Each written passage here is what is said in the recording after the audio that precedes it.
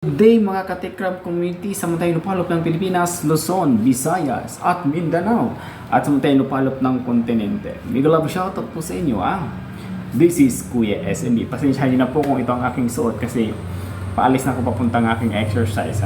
This is my daily routine. Okay, wait. Ating pag-uusapan ngayon mga ka-idol. Yung mga issue na nababalitaan natin sa labas. Yung mga,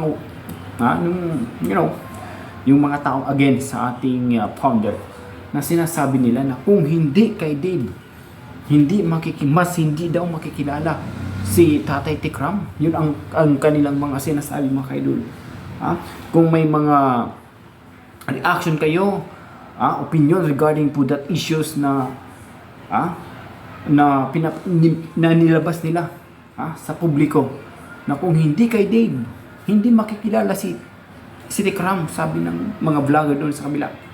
Please comment section below.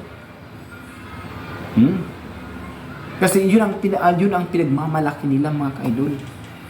Ganon sila ka tibay ngayon dahil hawak na nila daw ang susi ng kanilang tagumpay na maibagsak nila si Tatay Tikram. Papayag ba kayo nun na mabagsak nila ang ating founder? No. Kumapit tayo. Tulungan natin. Huwag natin hayaan na basusin, babuyin yung community na ito kasi maraming taong natulungan si Tatay Tikram. Isa na dun si Dave na anak-anakan, ginawang anak, hindi ginawa, tinuring na anak ng isang founder. Pero anong ginawa? Diba? Dapat nga, nung mga vloggers doon sa likod, sila magpayo na humingi ka ng tawad kasi tatay mo yan. Pero anong ginawa nila? Bini-brainwash nila si Dave Manalastas. Dave, wag na natin gamitin Manalastas kasi ayaw ng ibang supporters na gamitin yung Manalastas. Kasi hindi isa ngayon sa ginawa niya na pambabastos ng kanyang ama, hindi na dapat gamitin niya yun.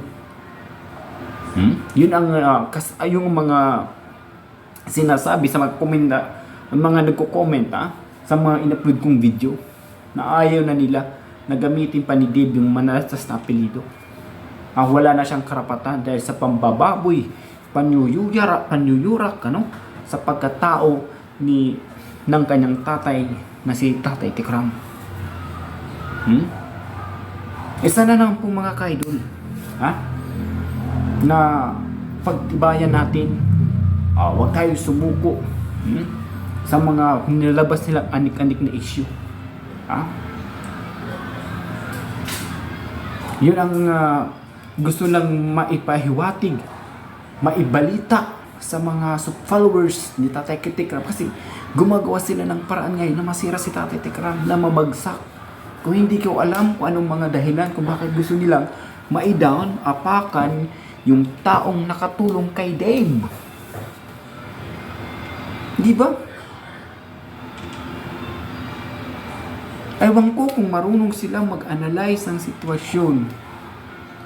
Sana lagi nasa isip nila because of Manalastas Tikram. Naging maganda ang buhay ni Dave Blank na lang or wakwak na lang.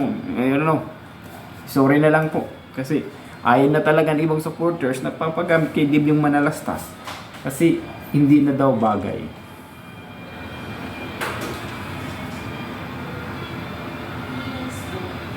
Diba? Ganun lang po dun mga ka-idol, mga ka-Tikram. Suportahan natin ang nag-iisang founder. Huwag nating iwan. Huwag tayo magpa-brainwash sa mga taong na-wash out na sa dignidad. Yun ang Team Wakwak. Team Wakwak. Oo. Bagong lahat again, sa mga bagong pasok sa aking video, please don't forget to subscribe this YouTube channel. Atin to, hindi sa kanila. Atin to. Nag-upload ako nito bago ako pumunta sa exercise. Kahit pa paano, kung may pagtanggol natin ang ating founder, may laban tayo. Punto por punto. Of course, mag-love shoutout na aking mga kaibigan mga community ng Temperador. So alam na nila, kilala na nila si Kuya SMB, ha? And of course, mag-love shoutout the Manalastas family. Hopefully, sana makita ko sila person, makapag-picture man lang kahit pa paano. Oo, sapat na yun kay Kuya SMB. And kay Sir Rolly, kay Noy, ha? Mag-love shoutout sila. Sometimes nagkainuman na rin kami niyan sa panahon pa ng mga 1980s and sa panahon pa ng ibang community. Mababait yan sila. Mababait yan sila. And of course, may love shoutout din sa mga patuloy na sumusuporta sa akin kahit sa man ako makapunta. Maraming salamat. Kananay Naima, may love shoutout sa iyo, nanay. And of course, sa mga lahat nandyan na patuloy. Hindi ko na po kayo isa-isahin mga ka-idol, kasi sa dami po ninyo. So nagpapasalamat lang din po ako na winelcome ako ng Team Tatay Tekram Community Punto Sagrado. O SMB, parang pang matanda ng mga salaysay mo. Papunta na tayo doon mga ka-idol. Hopefully, balang araw, kapag live ako kaya lang yung oras ko sa trabaho, tsaka ini-insert ko sometimes video ako 24 hours. Sometimes, more than pa sa 24 hours. Ganun po yung tinatakong karal ngayon kung bakit tumahimik ako ng ilang years. Okay? So, ipagpatuloy natin ang ating content ngayon. Okay? Ganun po yung mga kaidol. Tapos, marami akong nabasa doon sa comment mga kaidol na sinasabi na kung hindi daw kay Dave, hindi aangat ang buhay ni Tatay Tekram. Hindi makakagawa ng mansyon because of Dave. Nakahawak ng milyones ng pera si Tatay Tekram. Kung may mga opinion, reaction kayo dyan mga kaidol, please comment section below. Lalo yung mga followers ni Tatay Tekram. Die hard followers na hindi iniwan kahit anong bagyong dumating sa Tekram community, pero hindi pa rin nila binitawan, hindi pa rin iniwan si Tatay Tekram. Marami dyan. Ang iba silent, but they are die hard supporters of community of Tatay Tekram.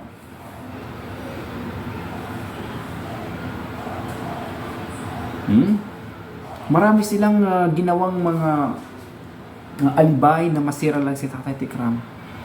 Binibinwas nila si Dave. Dinudugtungan pa yung mga sinasabi ni Dave, dinudugtungan pa. Yan yung what is yung binibrainwash. Gagawin ang lahat, masira lang ang tatay sa anak.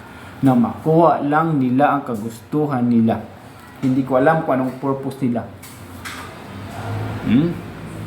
Lalo yung si Ursula. Parang yung manuhula ng pangalan si Ursula. Oo, papansin din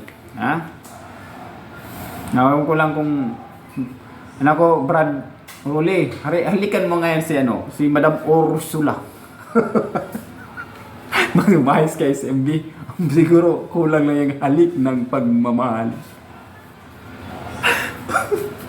Halik ng pagmamahal ni Brother Rolly, Rolly TV Vlog. Baka yan lang ang kulang sa halik at yakap ni Brother Rolly, yung kay Ursula na gigil, makapagsalita kay sa ating founder wagas din, hanggang sa kaibuturan ng kanyang buto-buto. Buto pala, sorry. Bisaya man ba? Sorry siya na po kay mga kaidol. Again, ulitin ko po, please don't forget to subscribe and point a notification bell kay Kuya SMB Vlog.